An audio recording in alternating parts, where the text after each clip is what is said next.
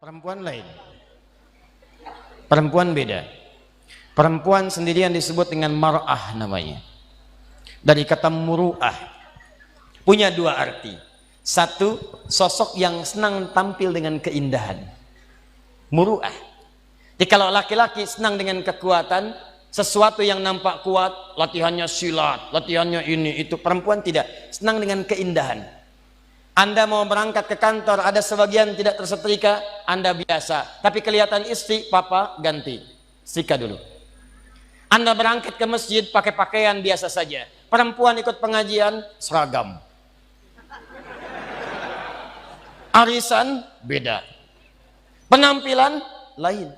Bahkan kadang-kadang sebelum berangkat, nanya dulu kepada Anda untuk minta pendapat. Papa, besok pengajian Ustadz Adi, kira-kira gaunnya yang mana ya? Yang hijau atau yang biru? Oh. Kata Anda, hijau bagus mah. Ah, kayaknya biru deh. Oh. Dia nanya, tapi udah punya jawaban. Itu masih mending kalau dipakai. Begitu keluar, kuning. Mantap. Gak apa-apa bu, normal namanya. Mar'ah yang kedua, awas. Seperti mir'ah. Orang Arab mengatakan al-mar'atu kal mir'ah. Perempuan itu mir'ah seperti cermin. Makanya jangan heran kalau lihat perempuan senang bercermin.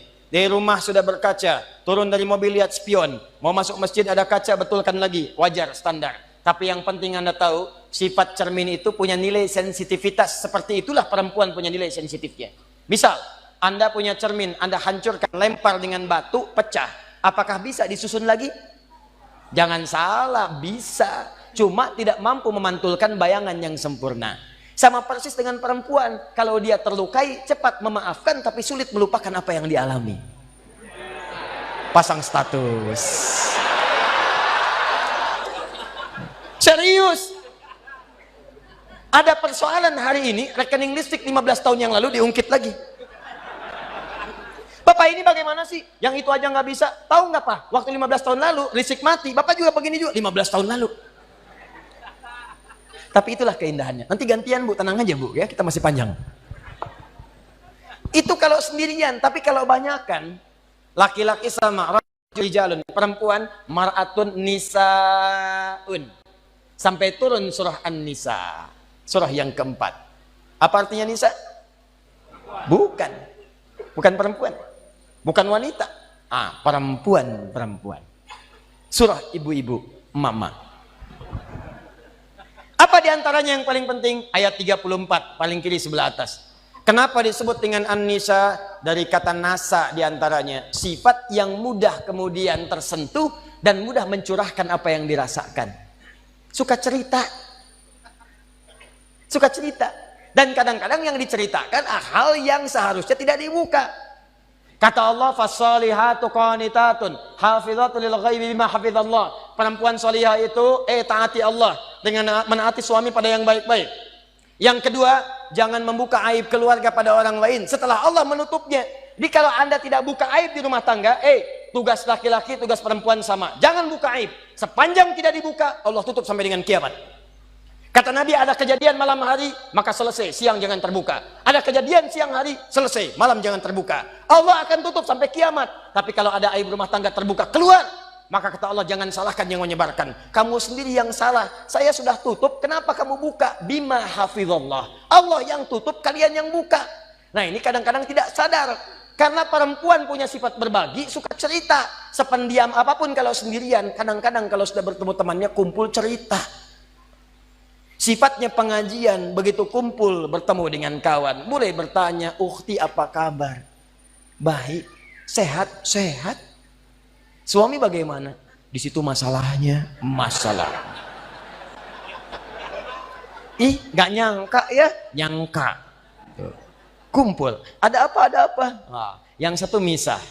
"Ah, saya tidak mau lah." "Kenapa?" "Tidak, itu dosa. Jangan seperti yang itu ya. Itu tuh begini. Nah, sama.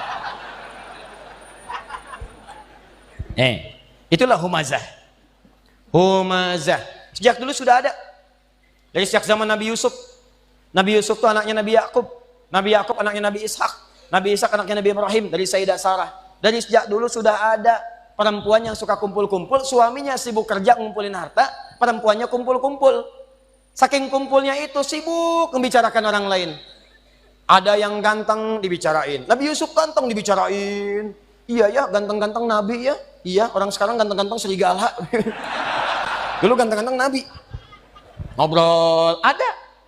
Cuman buat ngobrol doang, duduk, datang ngobrol, minum, pulang lagi. Oh mazah. Jeng, bagaimana bisnis suami? Begini. Ih, kok cuman segitu ya? Kita mah kemarin dapatnya suami lumayan loh, 10 kali lipat dari yang kamu dapatkan. Cuman gitu doang. Humazah. Alladzi jama'a malahu wa'addada, yang suaminya sibuk cuman ngumpulin harta dunia saja, nggak pernah mikir akhirat. Bekal akhirat nggak ada. Nanti kita akan lihat apa bekal akhirat. Nggak pernah mikir, yang penting dunia, dunia, dunia, dunia, dunia.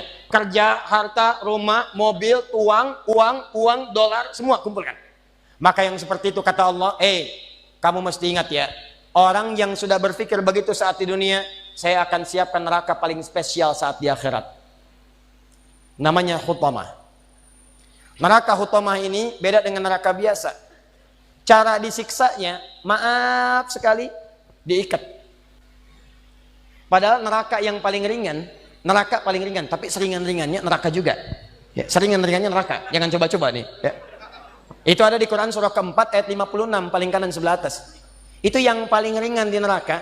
Innal ladzina kafaru bi ayatina sawfa nuslihim nara. Orang-orang yang ingkar kepada ayat-ayat kami, nanti kami masukkan ke neraka. Paling ringan kami tarik ubun-ubunnya. Nusli kami celupkan ke dalam api neraka. Dicelup kayak bikin teh celup. Teh celup itu kan naikkan, turunkan, naik, turun, naik, turun, naik. Jadi ada orang yang paling ringan masuk neraka, ditarik ubun-ubunnya, kemudian dimasukkan ke neraka, celupkan. Begitu dicelupkan, hancur semua, angkat lagi. Ya kullama nadijat juluduhum baddalnakum juludan ghairaha. Begitu hancur, diangkat sembuh lagi. Hancur, angkat sembuh lagi. Hancur, sembuh lagi. Sekali celup, 1 harinya 1000 tahun. 1 detiknya 48 hari. Kalau pengen coba silakan aja. Tapi diinfokan supaya kita jauhi. Cuma ini nggak diikat, artinya apa? Begitu dicelupkan dia merontak, masih bisa bergerak. Cuman tidak bisa mengelak. Tapi neraka yang ini bagi ahli dunia yang nggak pernah mikir akhirat, dia tidak akan pernah bergerak sedikit pun, karena Allah akan mengikatnya fi amadim mumaddadah. Jadi bukan begini, tapi diikat begini. Cara untuk menghukumnya, dibakar dari ujung kaki sampai otak yang paling dalam. Cara membakarnya kalau mau diilustrasikan, dilas sampai matang dalamnya.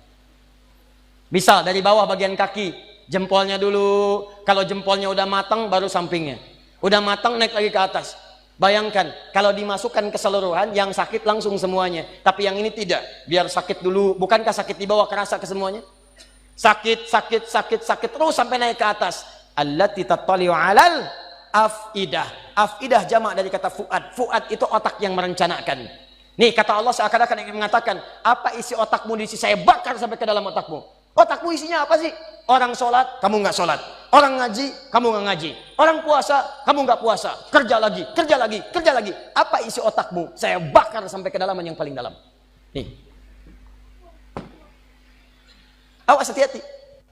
Dan sifatnya muqsadah. Muqsadah itu sudah mengintai. Jadi kalau ada orang bercita-cita cuma dunia saja, itu nerakanya sudah ngintai. Nih dia teman saya nanti nih. Paham?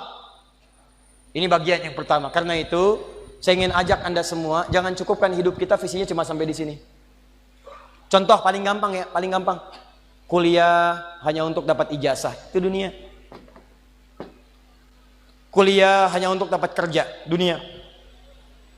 Nikah hanya untuk bisa mengeluarkan hasrat seksual, dunia. Dapat handphone hanya untuk pasang status, dunia. Maaf, dapat pakaian hanya untuk tampil mewah gaya, itu dunia. Kalau Anda ingin siapkan sampai bekal yang terakhir, dan ini bagian akhir pembahasan kita, Ustadz, saya tahu saya akan meninggalkan dunia. Saya pengennya semua bekal saya bisa dibawa ke alam kubur sampai dengan ke akhirat. Bagaimana caranya? Bahkan kalau Anda berhasil menyiapkan cara ini, jangankan sampai ke akhirat, Anda meninggalkan dunia, langsung disambut langsung oleh Allah melalui nikmat-nikmat di alam kubur yang lebih banyak daripada nikmat dunia. Yang kalau Anda dapatkan nikmat di sini, ini belum ke akhirat. Anda punya bekal akhirat di alam kubur sudah dimuliakan. Dunianya ditinggalkan, tapi Allah berikan nikmat akhiratnya dan diberikan pendahuluan di alam kuburnya. Saking dahsyatnya, ada di antara mereka kata Allah, yang kalau bisa, artinya nggak bisa. Kalau mereka mampu, mereka akan balik lagi kepada keluarga yang sedang nangis, yang sedang sedih. Kata mereka, kalian jangan nangis ya, jangan sedih, jangan takut. Kalau bisa, cepat ke sini. Di sini lebih enak daripada di situ. Silakan lihat anak-anak Palestina. Sekali-kali perhatikanlah mereka. 4 tahun, 5 tahun, tiba-tiba ada yang wafat di antara mereka. Lihat wajahnya. Apakah ada wafat di antara mereka yang wajahnya sedih? Tidak. Senyum, bira. Perhatikan jika seseorang wafat, maka keluarganya, Allahu Akbar, ada yang memberikan manisan, ada yang memberikan gula-gula, dan mengatakan Alhamdulillah, mereka sudah menerima janji Allah, tinggal kami menyusul